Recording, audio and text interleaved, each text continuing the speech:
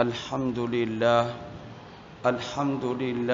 نحمده ونستعينه ونستغفره ونؤمن به ونتوكل عليه ونعوذ بالله من شرور أنفسنا ومن سيئات أعمالنا من يهده الله فلا مضل له ومن يضلله فلا هادي له ونشهد أن لا إله إلا الله وحده لا شريك له ونشهد أن سيدنا ومولانا محمدا عبده ورسوله أما بعد فأعوذ بالله من الشيطان الرجيم بسم الله الرحمن الرحيم فخلف من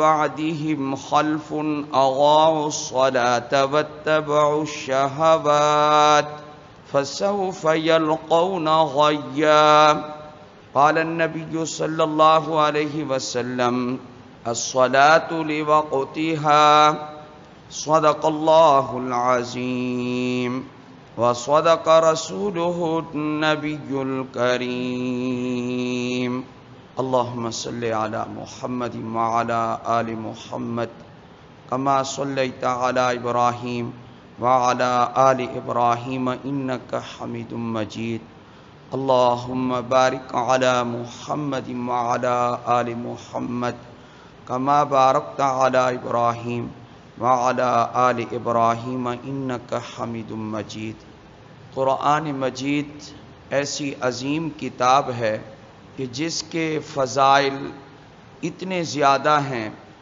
جس کا کوئی شمار نہیں ہے۔ قرآن مجید کو اللہ تعالی نے شفا بھی فرمایا ہے کہ یہ قرآن شفا ہے۔ وَنُنَزِّلُ مِنَ الْقُرْآنِ مَا هُوَ شِفَاء، ہم وہ اتارتے ہیں قرآن مجید سے جو شفا ہے۔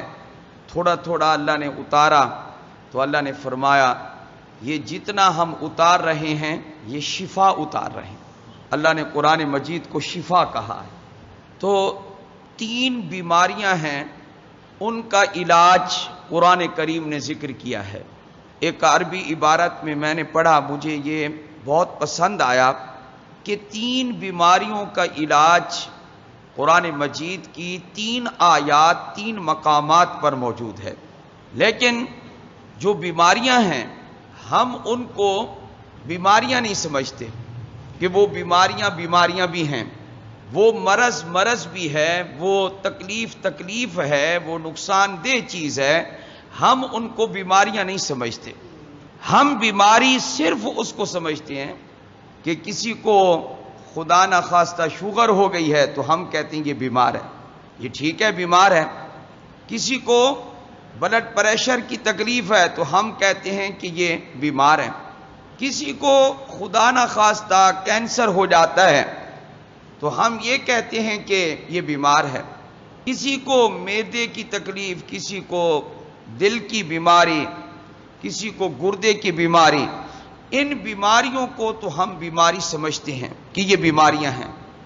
لیکن جن بیماریوں کا علاج دنیا کے کسی بھی معالج کے پاس نہیں اور ہیں وہ بیماریاں، وہ امراض ہیں، شریعت کی نظر میں وہ بیماریاں ہیں، قرآن کریم نے ان بیماریوں کا علاج بیان فرمایا اور یہ کہا کہ ان کو بھی تم بیماریاں سمجھو۔ وہ جسمانی بیماریاں نہیں، وہ روحانی بیماریاں ہیں، وہ باطنی بیماریاں ہیں۔ ہم صرف اور صرف جسم کی حد تک سوچتے ہیں، ہماری سوچ صرف جسم تک کھڑی ہے کہ جسم کو راحت پہنچانی ہے یا ہمارے جسم کو تکلیف نہ ہو، ہم صرف جسم تک سوچتے ہیں۔ روح بیمار ہے یا نہیں، روحانی کیا تکلیف ہے یا ہمیں پتہ نہیں ہے۔ حالانکہ روحانی بیماریاں جسمانی بیماریوں سے زیادہ خطرناک ہیں۔ بیماریاں کیا ہیں اور علاج کیا ہے؟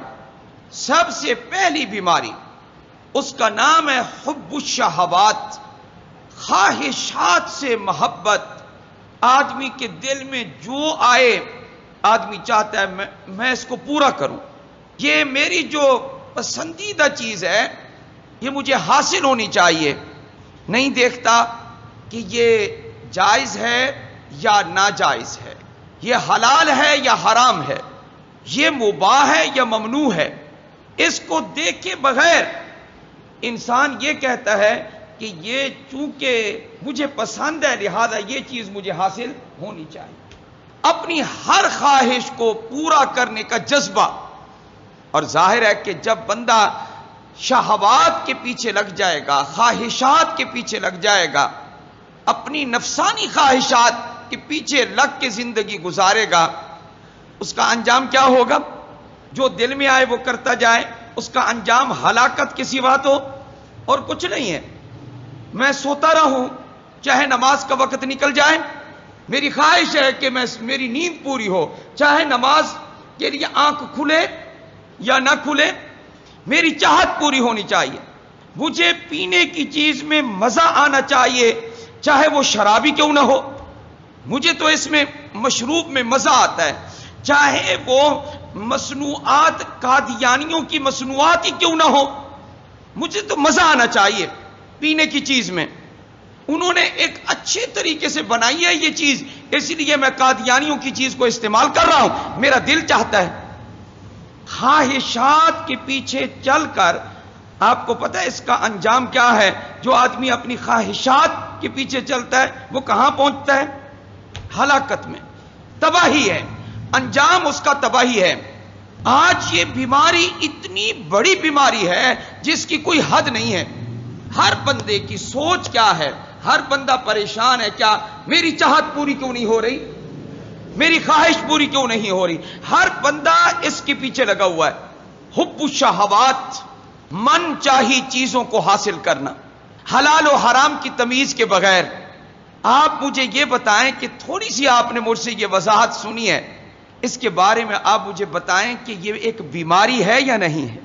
آج پتہ چل رہا ہے کہ یہ بیماری ہے یا نہیں ہے؟ کبھی ہم نے اس کی طرف توجہ ہی نہیں کی۔ اچھا گانا سننے کو دل کر رہا ہے اور اس کا انجام کیا ہوگا؟ ایمان کمزور ہوگا، منافقت دل میں داخل ہوگی۔ گانے کا انجام یہی ہے، الغناء ينبت النفاق فی القلب کما ينبت الماء الزرع۔ جیسے پانی کھیتی کو اگاتا ہے، ایسے ہی گانا جب بندہ سنتا رہتا ہے تو ایمان نکل کر منافقت دل میں آ جاتا ہے۔ حدیث پاک میں موجود ہے۔ کس قدر خطرناک صورتحال ہوتی ہے کہ ہوائی جہاز میں سفر کر رہا ہے یا گاڑی پر سفر کر رہا ہے، کار میں سفر کر رہا ہے، پہاڑی سفر ہے، اچان ہے، نشیب و فراز ہے، نیچے آدمی دیکھے تو آدمی کا دل دہل جاتا ہے کہ کہیں ایسا نہ ہو کہ اس کا پہیہ پھسل جائے اور گاڑی بھی تباہ اور پھر اب میرا بھی نام و نشان نہیں ہوگا۔ اس خطرناک سفر میں ڈرائیور اور سواریاں ساری کی ساری، ان کا دل یہ نہیں چاہ رہا ہوتا کیا کہ ہم قرآن مجید کی تلاوت سنیں، گانے لگے ہوئے ہوتے، کیونکہ دل چاہتا ہے۔ اب گانا سنتے سنتے اگر موت آ گئی، انا للہ، اللہ بچائے ہمیں۔ اور آج کل جو گانا سننے کے لیے کان کے اندر ہینڈ فری لگا کے سوئے ہوئے ہیں، گانے سنے جا رہے ہیں، چل رہا ہے کام، دل چاہتا ہے۔ جی آپ مجھے ایک بات بتائیں کہ کچھ اس وضاحت کے بعد آپ کو یقین ہوا کہ ایک یہ بھی بیماری ہے؟ کیونکہ سب سے پہلے تو یہ منوانا ضروری ہے نا کیا کہ یہ ایک کیا ہے؟ ایک بیماری ہے، ایک مرض ہے۔ امید ہے کہ آپ کو یہ تو پتہ چل گیا ہوگا کہ اگر شوگر بیماری ہے تو یہ بھی ایک بیماری ہے، یہ ذہنی بیماری ہے، یہ قلبی بیماری ہے، یہ روحانی بیماری ہے، یہ ایک فکری اور سوچ کی بیماری ہے۔ اب آئیں اس بیماری کا علاج۔ سبحان اللہ، اس اتنی بڑی بیماری کا علاج، خواہشات کی محبت، اتنی بڑی بیماری کا علاج قرآن مجید نے کیا ذکر کیا ہے؟ آئیں ذرا قرآن پاک کی اس آیت کو پڑھیں۔ ایک عمل قرآن پاک ذکر کر رہا ہے، یہ کرو تو تمہاری یہ بیماری ختم ہو جائے گی۔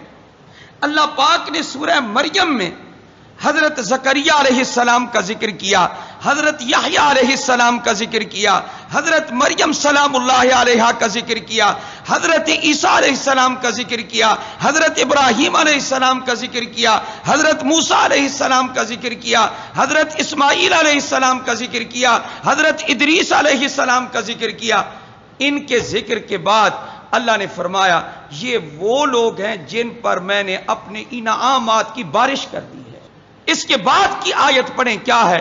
یہ تو نیک تھے، یہ تو میرے برگزیدہ تھے، یہ تو پیغمبر تھے، اور مریم سلام اللہ علیہا نیک بی بی تھی۔ ان کے ذکر کے بعد رب تعالیٰ فرماتے ہیں فَخَلَفَ مِن بَعْدِهِمْ خَلْفٌ اضاعوا الصلاة واتبعوا الشهوات فسوف يلقون غيا۔ ان نیک لوگوں کے بعد پھر ایسے برے لوگ آئے اور ان کو ایک بیماری لگ گئی۔ نیک لوگوں کے بعد، انبیاء کے بعد کچھ ایسے برے جانشین آئے، انہوں نے ایک عمل کو ضائع کیا، ایک بیماری لگ گئی ان کو۔ فخلف من بعدہم خلف اضاعوا الصلاة، انہوں نے نماز کو ضائع کیا۔ اب نماز کو ضائع کیا تو آگے اللہ نے کیا ذکر فرمایا؟ واتبعوا الشہوات، جیسے نماز کو ضائع کیا ویسے ہی خواہشات کے پیچھے لگ گئے۔ اب یہ بتائیں، خواہشات پر کنٹرول کرنے والا عمل اور اپنی خواہشات کو اللہ کی مرضی کے مطابق ڈھال لیں ہم، اس کے لیے کون سا عمل قرآن پاک ذکر کر رہا ہے؟ کون سا علاج اللہ ہمیں بتا رہا ہے؟ وہ ایک ہی علاج ہے، تمہاری خواہشات درست ہو جائیں، تمہاری چاہتیں درست ہو جائیں، تم حرام کے قریب نہ جاؤ۔ اس کے لیے تمہیں ایک عمل کرنا ہوگا، اس کی حفاظت کرو تو خواہشات کے پیچھے نہیں لگو گے۔ وہ کون سا عمل ہے؟ ہمیشہ نماز پڑھتے رہو، یہ علاج ہے۔ یہ علاج قرآن کریم نے ذکر کیا ہے۔ آپ کہیں کہ کسی مولوی صاحب نے، نہ مولوی صاحب نے نہیں، یہ کس نے ذکر کیا ہے؟ بولیں جی، اللہ نے۔ اور جس بیماری کا علاج کون ذکر کرے؟ اللہ۔ اس علاج میں آپ کو شک ہوگا، خواہشات کے پیچھے پڑنے سے اگر آپ بچنا چاہتے ہیں، آپ اپنے آپ کو تباہی سے بچانا چاہتے ہیں، اس کا واحد علاج قرآن کریم نے کیا ذکر کیا؟ کس کی پابندی فرمائے؟ نماز کی۔ فرمایا ان لوگوں نے نماز کو ضائع کیا، واتبعوا الشہوات فسوف یلقون غیا، یہ جو گمراہ ہوئے نماز کو ضائع کر کے، یہ گمراہی کے انجام کو پہنچیں گے۔ یہ اللہ یہ فرما رہا۔ دل کرتا تھا چند آیات آگے بھی میں پڑھتا، وقت کی قلت کے پیش نظر اسی مضمون کو ثابت کرنے کے لیے آپ ایک اور آیت پڑھیں۔ اللہ تعالیٰ ارشاد فرماتے ہیں ان الصلاۃ تنہی عن الفحشاء والمنکر، بے شک نماز برائی کے کاموں سے اور بے حیائی کے کاموں سے روکتی ہے۔ نماز روکے گی کہ گانا نہ سن، تو قرآن کریم کی تلاوت سن۔ نماز کہے گی کیا؟ کہ خوف خدا کر، حرام نہ کھا بلکہ حلال کی جستجو کر۔ تو یہ آپ کو نماز کہے گی۔ دوسری بیماری کا ذکر کرتا ہوں، وہ یہ فرمایا کہ کبھی انسان چلتے چلتے چلتے اپنی زندگی میں محسوس کرنے لگ جاتا ہے کیا؟ حالات میرے موافق نہیں ہیں، اپنی زندگی سے تنگ آ جاتا ہے بندہ۔ ابھی چند دن پہلے، دو دن گزرے ہوں گے، 3 دن گزرے ہوں گے، ایک آدمی میرے پاس بیٹھا ہوا تھا، مجھے کہنے لگا، نوجوان تھا، مجھ سے چھوٹی 2-3 سال چھوٹا ہی ہوگا، کوئی زیادہ بوڑھا نہیں تھا۔ وہ مجھے کہنے لگا اس کی کیا وجہ ہے کہ کبھی آدمی نا سب کچھ ہونے کے باوجود یہ سوچنے لگ جاتا ہے کیا اب بس ختم ہو جائے، اب یہ دنیا کی زندگی ختم ہو جائے۔ بعض اوقات انسان زندگی سے اکتا جاتا ہے، تنگ آ جاتا ہے، زندگی کا مزہ گدلا ہو جاتا ہے، اور صاف پانی میں قدورت پیدا ہو جاتی ہے، صاف شفاف زندگی وہ ختم ہو جاتی ہے، انسان میں اکتاہٹ پیدا ہو جاتی ہے۔ تو یہ تنگی جو آتی ہے، یہ دل کی تنگی، یہ دل میں جو اکتاہٹ ہے، یہ تنگی ہے، اس بیماری کو ختم کرنے کا بھی کوئی طریقہ ہے؟ اس کیفیت سے نکلنے کا بھی کوئی طریقہ ہے؟ ذہنی ٹینشن سے نکلنے کا بھی کوئی طریقہ ہے؟ اس بیماری کا بھی کوئی علاج ہے؟ اس نفسیاتی بیماری کا علاج؟ کتنے مہنگے ہیں وہ ڈاکٹر جو یہ علاج کرتے ہیں۔ اسلام آباد کے ڈاکٹر کا حال آپ نے سن لیا کہ جو خود یہ بیماری کا علاج کرتا تھا وہ خود اس بیماری میں مبتلا تھا۔ آپ کے علم میں ہوگا. تو اس ذہنی ٹینشن کو سے نکلنے کی کوئی سبیل، کوئی راستہ، کوئی علاج، کوئی طریق اللہ تعالیٰ نے قرآن پاک کو، سبحان اللہ، دل کرتا ہے بس ہر وقت سینے کے ساتھ قرآن کو چمٹائے رکھیں ہم. یہ وہ کتاب ہے آپ کو اس پریشانی سے نکالے گی. یہ آئیں ذرا سورہ طٰہٰ پڑھتے ہیں، آخری رکوع سے پہلے رکوع کی چند آیات ہیں. یہ اللہ رب العزت نے اس کا علاج بتایا، فرمایا وَمَنْ أَعْرَضَ عَنْ ذِكْرِي فَإِنَّ لَهُ مَعِيشَةً ضَنْكًا وَنَحْشُرُهُ يَوْمَ الْقِيَامَةِ أَعْمَىٰ. جس نے میرے اس ذکر سے، قرآن مجید سے منہ موڑا، میں اس کی زندگی تنگ کر دوں گا. اگر آپ کی زندگی تنگ ہو رہی ہے، آپ تعلق قرآن مجید سے جوڑیں، آپ قرآن مجید پڑھیں، آپ کی ذہنی ٹینشن کو اللہ ختم فرما دیں گے. آپ پڑھیں تو صحیح اس کو. یہ قرآن مجید، یہ علاج بھائی میں ذکر، میں کون ہوتا ہوں؟ یہ علاج کس کا بیان کیا ہوا ہے؟ جس نے منہ موڑا اس سے، وَمَنْ أَعْرَضَ عَنْ ذِكْرِي فَإِنَّ لَهُ مَعِيشَةً ضَنْكًا، اس کے لیے گزران تنگ ہوگی. وَنَحْشُرُهُ يَوْمَ الْقِيَامَةِ أَعْمَىٰ، قیامت کے دن جب قبر سے اٹھاؤں گا، نابینا اٹھاؤں گا اس کو. وہ کہے گا رب لم حشرتنی اعمیٰ، مجھے اندھا کیوں اٹھایا؟ میں تو دنیا میں دیکھنے والا تھا. وقد كنت بصیرا، اللہ فرمائیں گے قال كذلك اتتك آیاتنا فنسیتها وكذلك اليوم تنسى، میری آیات تجھے نہیں پہنچی تھی، تو نے جب آنکھ بند کر لی اور نہیں دیکھا، تو نے اس کو غور و فکر نہیں کیا، تو میں نے بھی آج اندھا کر دیا تجھے. ذہنی ٹینشن سے نکلنے کے لیے قرآن پاک کی تلاوت، قرآن کریم کو محبت سے دیکھنا، اٹھانا، دیدار کرنا اس کا ضروری ہے. ذہنی ٹینشن سے تب نکلیں گے آپ کہتے میرے پاس پیسے ہیں، میں وہ فلاں ڈاکٹر کے پاس چلا جاؤں گا، ملتان میں نہیں ملے گا تو لاہور میں چلا جاؤں گا، لاہور میں نہیں تو اسلام آباد میں، اگر یہاں نہیں ملے گا دبئی میں علاج کے لیے چلا جاؤں گا. آپ کو شاید اپنی دولت پہ ناز ہوگا کہ وہاں چلا جاؤں گا. دنیا بھر میں پھیر لیں، رب نے نہ نکالا تو کوئی نہیں نکال سکتا آپ سے. یہ میں آپ کو کہہ رہا ہوں.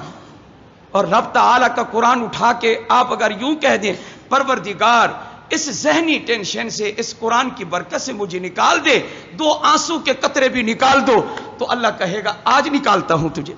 2 بیماریاں اور ان کا علاج میں نے ذکر کر دیا. تیسری بیماری اور اس کا علاج، جب آپ یہ محسوس کریں، کبھی انسان پہ یہ وقت آ جائے کہ میں کچھ سعادت مند تھا، آج شقاوت ہی شقاوت ہے، بدبختی چھائی جا رہی ہے، کوئی نیک اعمال نہیں ہو رہے، جس کام میں ہاتھ ڈالتا ہوں بے برکتی ہے، شقاوت ہی شقاوت ہے، بدبختی ہے. کہتے نہیں ہیں کیا اچھے حالات چل رہے تھے، آج بدبختی ہے. تو بدبختی جب آپ کو محسوس ہونے لگے، کیا اس شقاوت کا بھی قرآن نے کوئی حل ذکر کیا؟ قرآن مجید نے اس بدبختی کو ختم کرنے کا علاج بھی ذکر کیا. تو قرآن مجید نے اس کا ذکر بھی سورہ مریم میں کیا ہے. ذرا پڑھیں، میں ترجمہ کرتا ہوں جلدی. بچہ لے کر چھوٹا سا حضرت مریم سلام اللہ علیہا اپنی قوم کے پاس پہنچی. اللہ نے اپنی قدرت کی نشانی بنایا تھا. کہنے لگی مریم تیری تو شادی نہیں ہوئی، یہ بچہ کہاں سے لے کے آ گئی؟ تو فاشارت الیہ، اشارہ کر دیا، اس سے پوچھو. کہنے لگے کیف نکلم من کان فی المہد صبیا، اس چھوٹے سے بچے سے کیسے گفتگو کریں جو ابھی گہوارے میں ہے، گود میں ہے. وہ انہوں نے کہا. ادھر سے اللہ نے حضرت کو گویا کیا، اس معصوم بچے کو بلوایا. قال انی عبد اللہ، میں اللہ کا، آتانی الکتاب وجعلنی نبیا وجعلنی مبارکا اینما کنت واوصانی بالصلاۃ والزکاۃ ما دمت حیا وبرا بوالدتی ولم یجعلنی جبارا شقیا. اللہ نے تو میرے بارے میں فیصلہ کر لیا ہے، اللہ مجھے نبی بنائے گا، اللہ مجھے کتاب دے گا، اللہ جو ہے میں جہاں بھی رہوں گا بابرکت اللہ نے مجھے بنایا ہے، میں نماز قائم کرنے والا بنوں گا، میں زکوٰۃ ادا کروں گا. یہ ساری باتیں کرنے کے بعد حضرت نے کیا فرمایا؟ وَبَرًّا بِوَالِدَتِي، اور اللہ نے مجھے ایسا بنایا ہے کہ عمر بھر جب تک میں اپنی ماں کے ساتھ رہوں گا، میں ہمیشہ اپنی ماں کی خدمت کرتا رہوں گا، ماں کے ساتھ حسن سلوک کروں گا۔ اس کا نتیجہ یہ کہ ماں کی خدمت والا مجھے اللہ نے بنایا ہے۔ وَلَمْ يَجْعَلْنِي جَبَّارًا شَقِيًّا، اللہ نے مجھے جبار اور بدبخت نہیں بنایا۔ کیوں؟ اس لیے کہ جو ماں کی خدمت کرتا ہے وہ بدبخت نہیں ہوتا۔ وہ اگر کبھی بھی شقاوت غالب آ جائے تو پھر کس کی خدمت شروع کر دو؟ ماں کی خدمت، والد کی خدمت کرو اگر زندہ ہے، اور اگر زندہ نہیں ہے تب بھی علاج موجود ہے۔ کیا؟ ان کے لیے دعائے مغفرت اتنی کرو کہ اللہ تعالیٰ بدبختی کو ختم کر کے سعادت مندی نصیب فرما دیں۔ وآخر دعوانا الحمدللہ رب